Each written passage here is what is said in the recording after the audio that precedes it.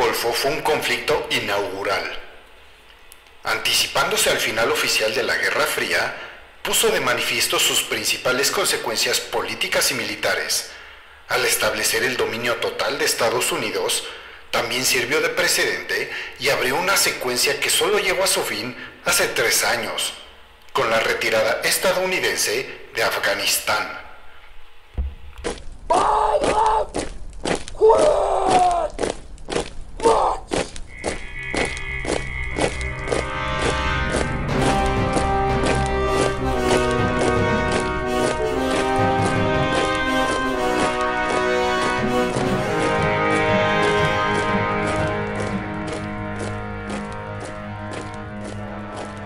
Spartans!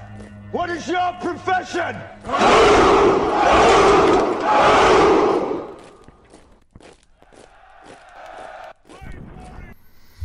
Buenos días, buenas tardes y buenas noches tengan ustedes, mis queridos podescuchas.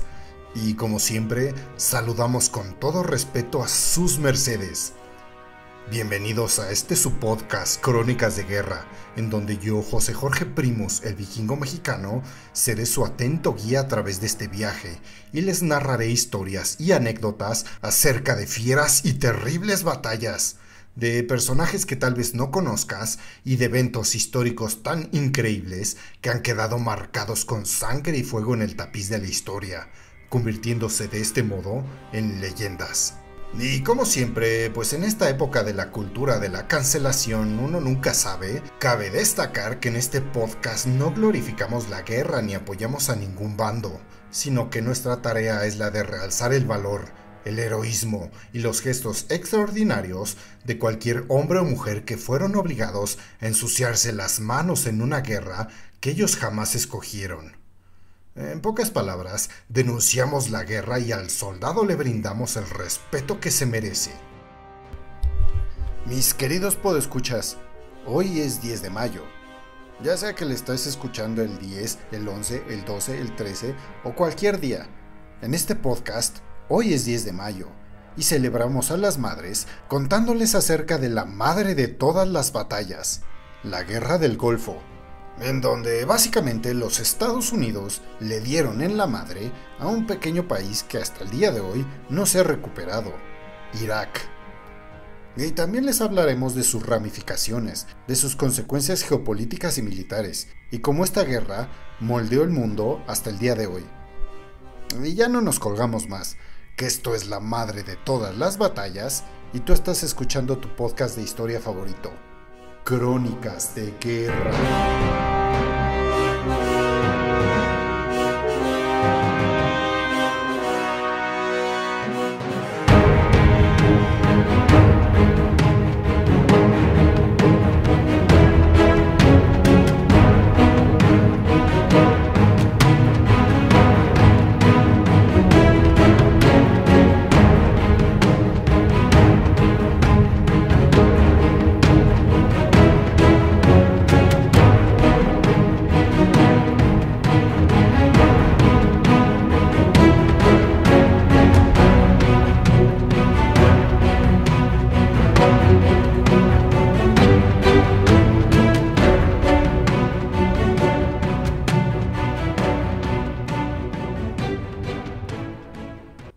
La Guerra del Golfo tuvo lugar del 2 de agosto de 1990 al 28 de febrero de 1991.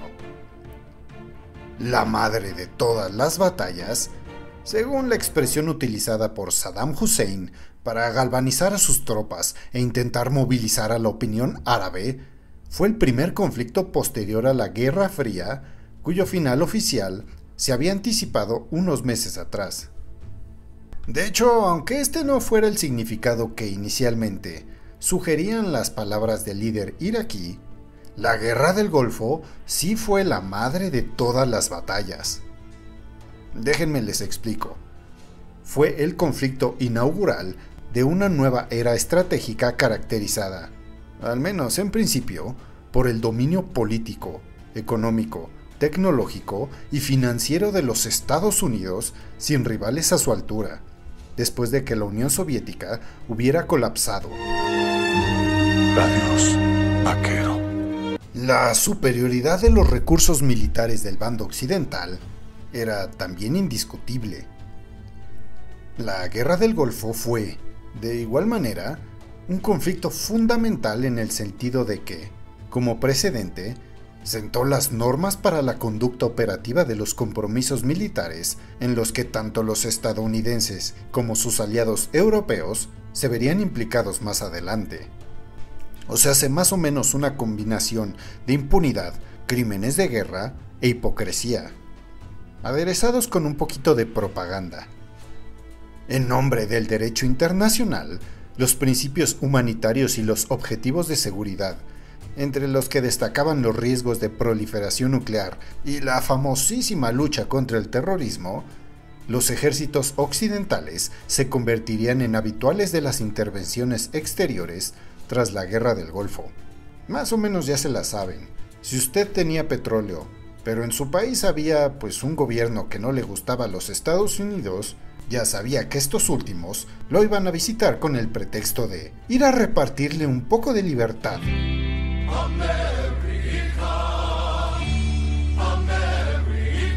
America, America, fuck yeah. Durante un ciclo de 30 años, que empezó oficialmente con la Operación Tormenta del Desierto, o sea, de la fase militar activa de la Guerra del Golfo, en febrero de 1991, y que terminó con la retirada total de las fuerzas estadounidenses de Afganistán en agosto del 2021, los países occidentales, la mayoría de las veces, como parte de coaliciones bajo el mando estadounidense, participarían en más de 100 intervenciones militares externas, las más largas y violentas, las cuales iban a tener lugar en Medio Oriente, con Irak como epicentro. A ver, para ponernos en contexto, la Guerra del Golfo no comenzó con la invasión de los Estados Unidos a Irak, sino comenzó con la invasión de Kuwait por parte de Irak el 2 de agosto de 1990, seguida de su inmediata anexión. Verán, Irak, que siempre había reclamado la soberanía sobre el país que, en el pasado, había formado parte de la provincia otomana de Basora, aprovechó la relajación de las tensiones y disciplinas internacionales que surgió al final de la Guerra Fría para atacar a su vecino. Y lo que quería no era el territorio, eso solo era un pretexto, pues Irak estaba muy endeudado tras su largo conflicto con su vecino Irán, en una guerra que duró de 1980 a 1988, y Saddam Hussein tenía en la mira los recursos petrolíferos de Kuwait.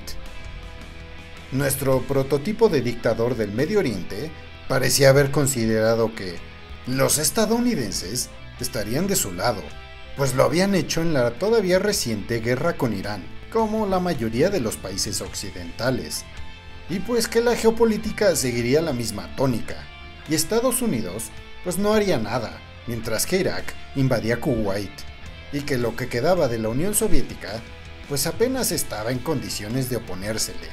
Pero nuestro pequeño dictador, Saddam Hussein, se equivocó gravemente. Como dice el dicho, lo único peor que ser enemigo de los Estados Unidos es ser su aliado, pues tarde o temprano, estos te van a traicionar. Ni Estados Unidos ni sus aliados europeos ni árabes querían que Irak dominara el mercado del petróleo, una vez tomados los yacimientos kuwaitíes, ni que ese país, gobernado con mano de hierro por Saddam Hussein, tratara de impulsar sus ambiciones regionales. La invasión de Kuwait fue condenada inmediatamente por la comunidad internacional. A medida de que la Guerra Fría llegaba a su fin, se aprovechó inmediatamente la oportunidad para reiniciar el papel, hasta entonces latente, de las inútiles Naciones Unidas, en el tema de seguridad colectiva y gestión de conflictos. Y así, el 2 de agosto de 1990, el Consejo de Seguridad de las Naciones Unidas aprobó la Resolución 660 e impulsó sanciones económicas en contra de Irak. Meses después, el 29 de noviembre de 1990, la Resolución 678 del Consejo de Seguridad de las Naciones Unidas autorizó el uso de la fuerza en contra del ejército iraquí, si éste no había evacuado Kuwait antes del 15 de enero de 1991. O sea, casi le daban mes y medio de aviso, de chance. Esta resolución, aprobada por 12 votos a favor, 2 en contra, de Cuba y Yemen, y una abstención de China, fue la primera resolución de la ONU que autorizaba el uso de la fuerza desde la Guerra de Corea en 1950. Y se estarán preguntando, ¿por qué no hizo lo mismo cuando los Estados Unidos invadió de forma ilegal Vietnam? Pues ya se la saben. La ONU trabaja al servicio de los Estados Unidos. Así de simple. Pero bueno, volviendo a la historia, tras la movilización internacional en su contra, Irak se encontró frente a una coalición militar de una treintena de estados, liderada obviamente por los Estados Unidos, la autonombrada Policía del Mundo. Un total de 35 países aportaron fuerzas armadas o capacidades logísticas. 29 de ellos aceptaron participar en misiones de combate propiamente dichas. La guerra se dividió en 2 fases. La primera, la Operación Escudo del Desierto, que duró del 2 de agosto de 1990 al 17 de enero de 1991, fue una fase en la que las fuerzas navales, aéreas y terrestres aliadas aumentaron sus efectivos, e Irak se vio sometido a presiones diplomáticas y militares. Durante esta primera etapa, las fuerzas de la coalición se concentraron en Arabia Saudita y se desplegaron en el Golfo Pérsico, que quedó bajo completo control. Al final de esta operación Escudo del Desierto, la relación de fuerzas parecía muy desequilibrada. Unos 350,000 soldados del lado iraquí, mientras que del otro lado había 680,000 soldados del lado de la coalición, incluidos 415,000 estadounidenses. Es decir, el mayor despliegue de tropas y recursos desde la Guerra de Vietnam. La segunda parte del conflicto, la Operación Tormenta del Desierto, se desarrolló entre el 17 de enero y el 28 de febrero de 1991. Esta fue la fase propiamente de combate.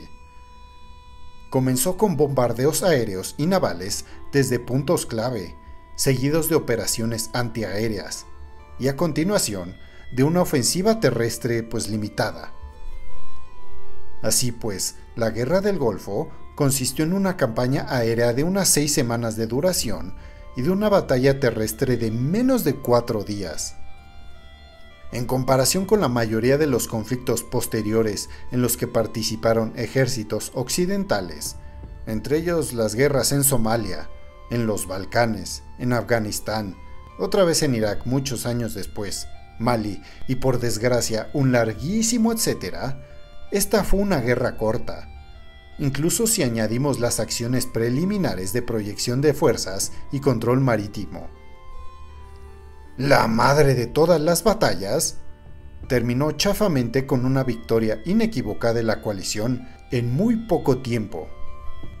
O sea, ese nombre de la madre de todas las batallas, podemos decir que es uno de esos tráileres de una película que se te antoja mucho, pero ya cuando la vas a ver, te das cuenta de que, diciéndolo educadamente, no cumplió tus expectativas.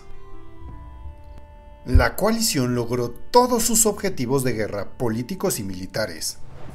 Pudo expulsar al ejército invasor de Kuwait, neutralizar por completo las capacidades militares iraquíes y avanzar en Irak sin llegar a Bagdad, ni amenazar con derrocar a Saddam Hussein.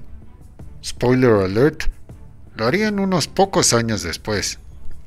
Estos eran los objetivos políticos asignados para la coalición, sobre la base de un compromiso entre las principales potencias y de un acuerdo informal entre Washington, París y Londres. Los 3 alegres compadres. Desde un punto de vista meramente operativo, la Operación Tormenta del Desierto fue un caso de éxito de libro de texto para futuras operaciones exteriores.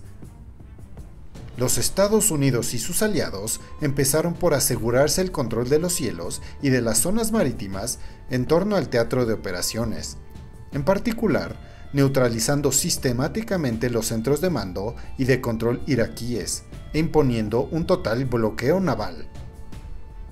Estas acciones preliminares o preparatorias se basaron en un perfecto conocimiento de la posición del enemigo, en especial mediante la recopilación previa de la información de inteligencia.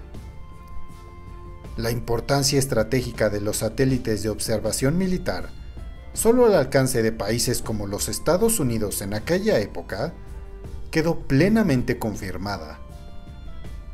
La maniobra también se vio facilitada por una decisión insólita tomada por Saddam Hussein, que, deseoso de proteger su fuerza aérea, transfirió un centenar de sus aviones a Irán en las primeras horas del conflicto.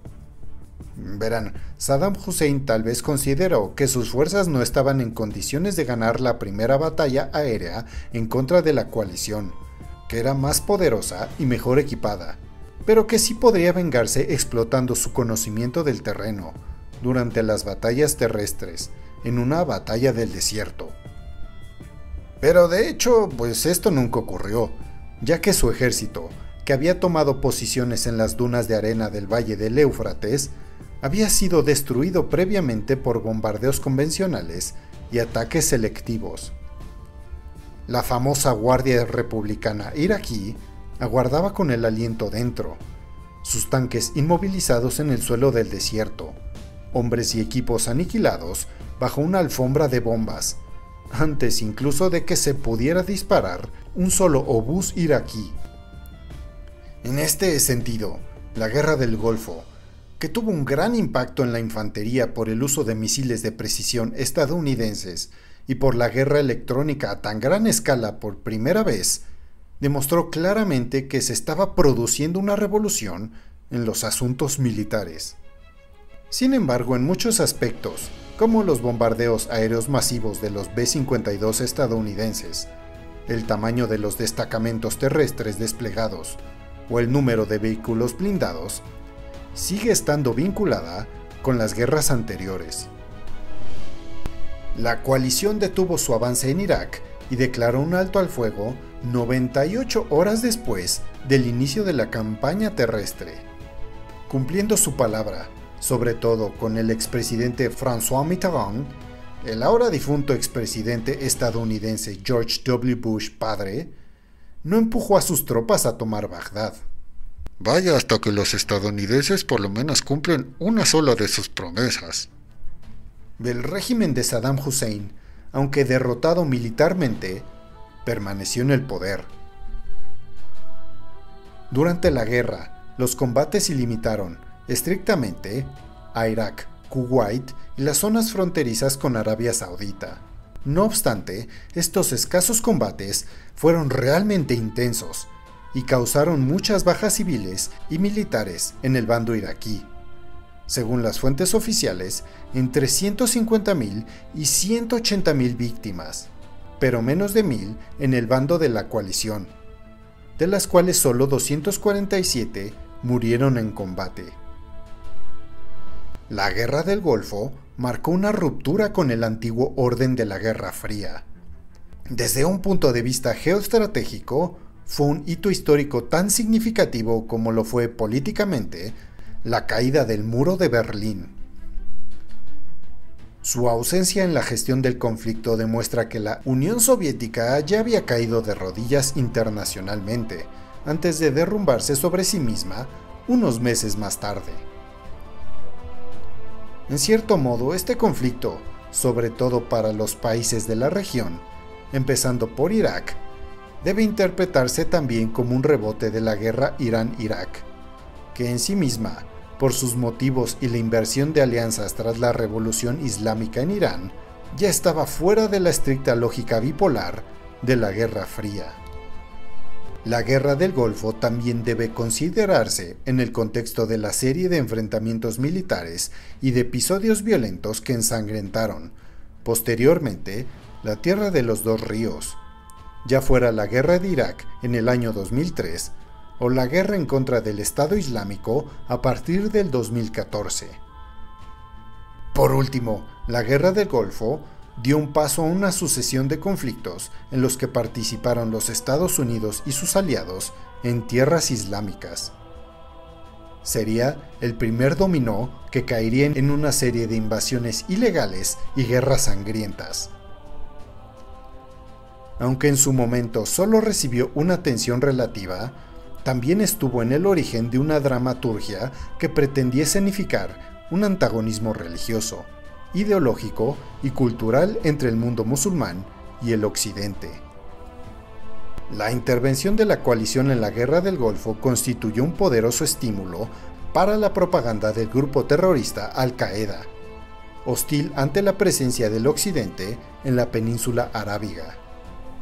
Falto de argumentos y recursos, el propio Saddam Hussein, que en aquella época era considerado un líder árabe nacionalista y laico, invocó la yihad, o sea, la Guerra Santa, en contra de los estadounidenses.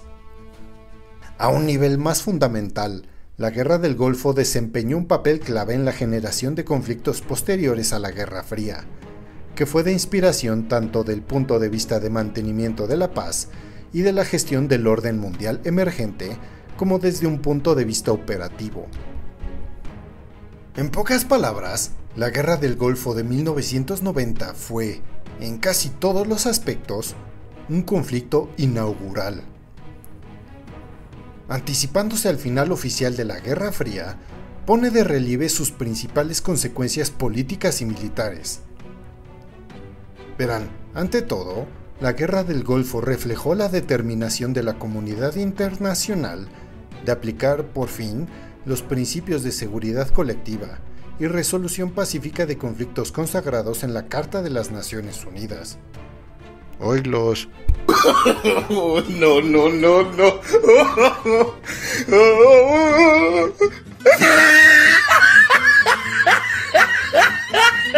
En segundo lugar, demuestra que una gran potencia puede implicarse abierta y masivamente en un conflicto con fuerzas convencionales, sin que ningún otro estado envíe una señal nuclear para fomentar la moderación.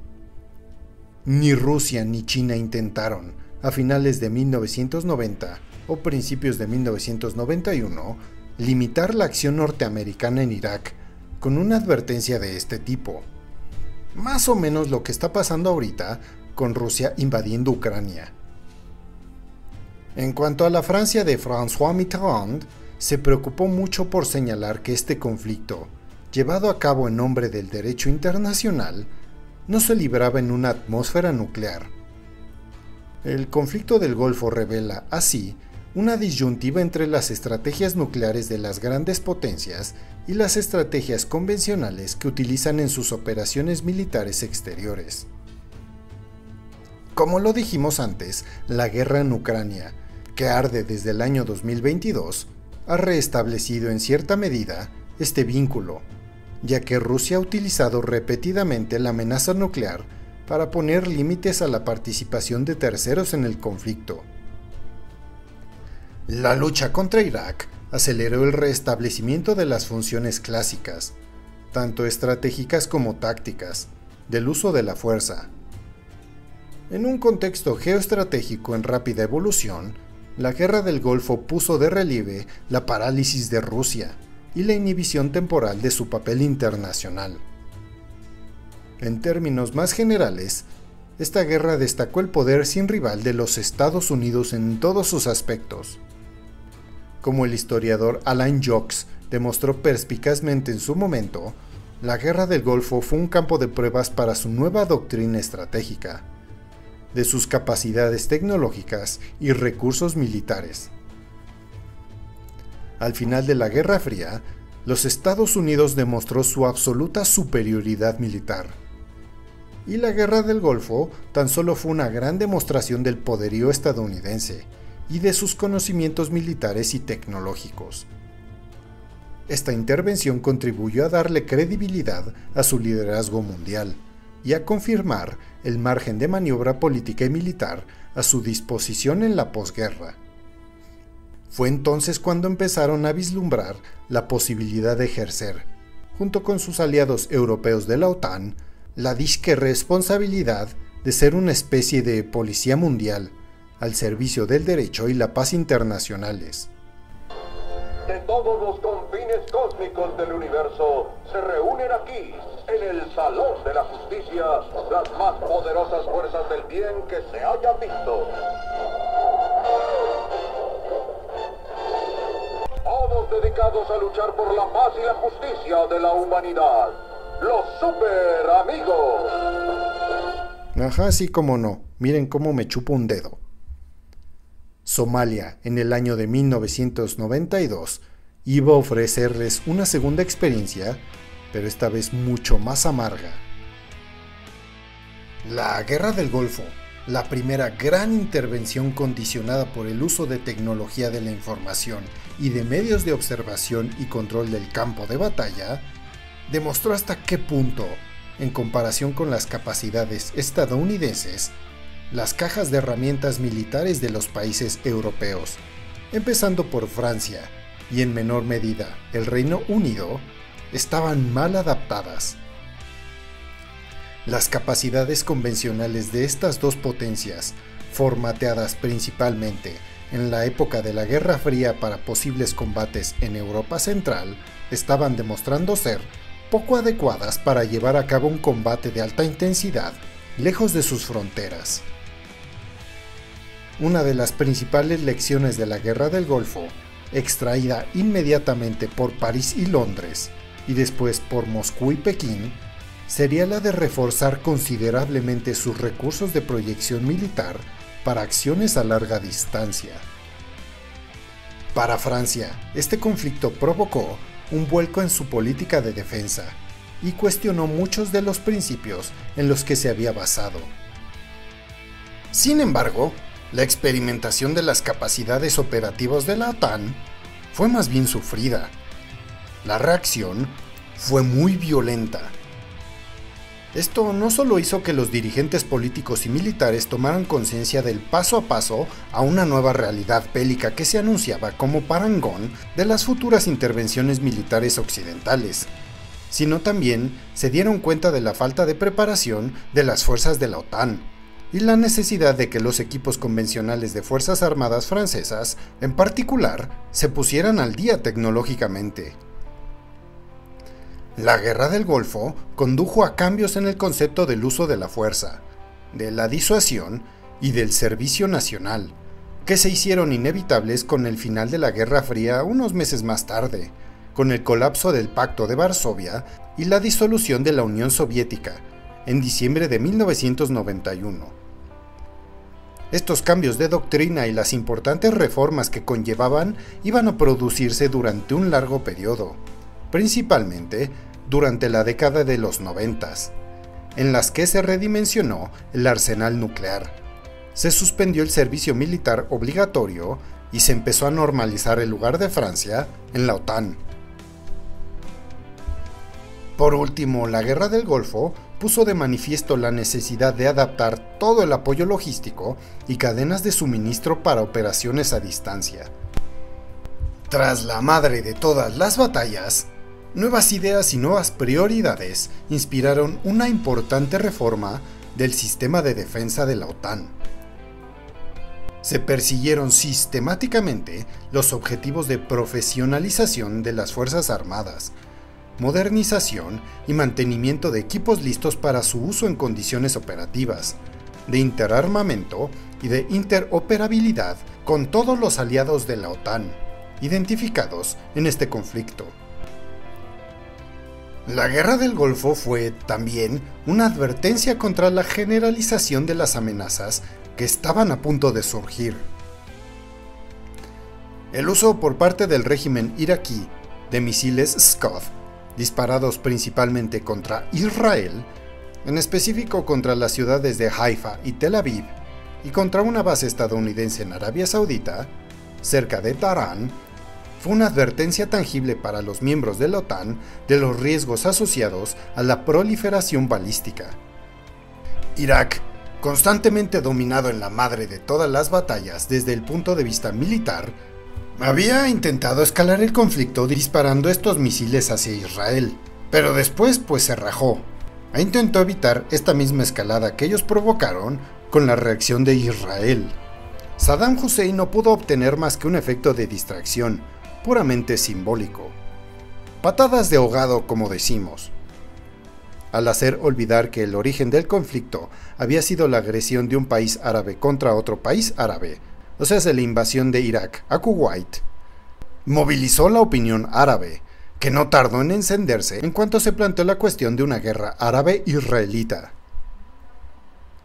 Con sus acciones contra Israel y sus llamados a la yihad, Saddam Hussein intentó darle a la guerra del Golfo una significación política que no tenía, y a la que apenas se le dio credibilidad por lo que él mismo representaba al frente de Irak, pero que otros, en el mundo árabe y musulmán, supieron explotar en su propaganda en apoyo a teorías radicales contra las acciones de Occidente. Digo, algunas de ellas, razones no les faltaban. Por último, la Guerra del Golfo también fue precursora de conflictos que incorporaron dimensiones colaterales a la intervención militar. Comunicación en tiempo real con la opinión pública. Compromiso humanitario con la población kurda. Víctimas de actos colaterales de represión perpetrados por el régimen de Saddam Hussein.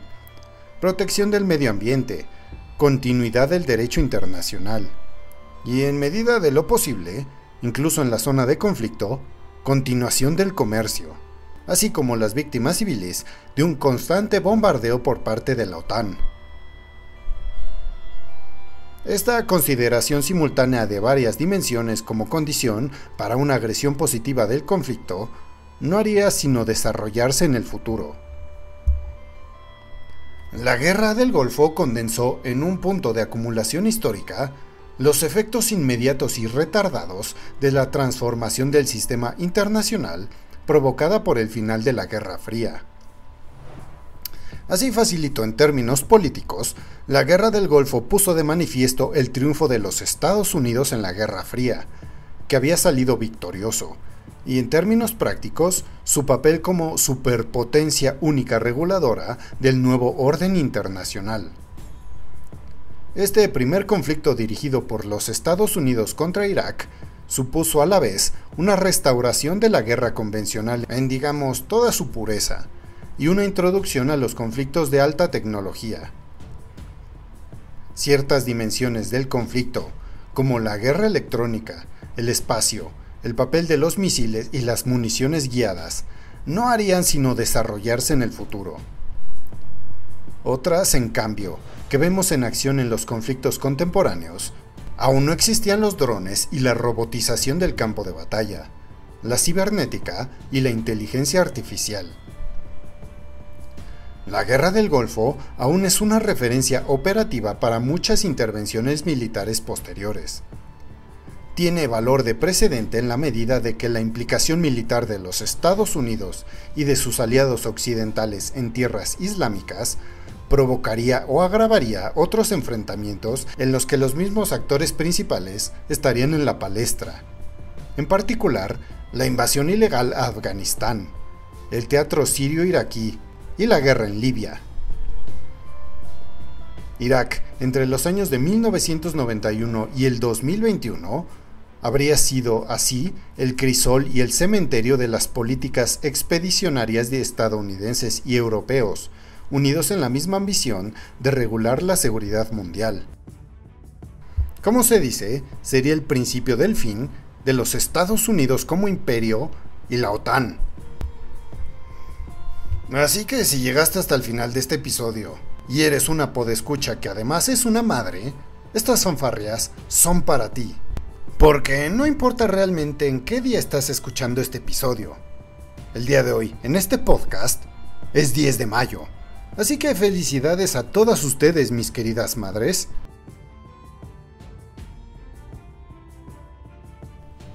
Y así, mis queridos podescuchas, se termina otro episodio de Crónicas de Guerra. Y como siempre, estamos a sus pies, y si quieren escuchar acerca de una batalla en especial, o de un personaje que consideren importante, no duden en contactarnos en nuestras redes sociales. Tanto en Twitter, que ahora es X, e Instagram nos encontrarás como @crónicasdeguerra solo con la D, y nuestro correo es crónicasdeguerra@outlook.com. Y si nos escuchas en Spotify, no te olvides de seguirnos, darle clic a la campanita para recibir notificaciones cuando tengamos episodios nuevos. Responda a las encuestas que siempre ponemos debajo de la descripción de los mismos y nos des 5 estrellitas para seguir creciendo y seguirte trayendo más historias épicas como la de hoy.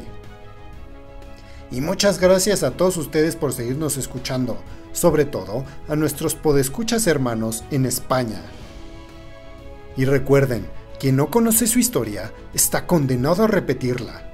Yo soy José Jorge Primos, el vikingo mexicano, y esto fue Crónicas de Guerra.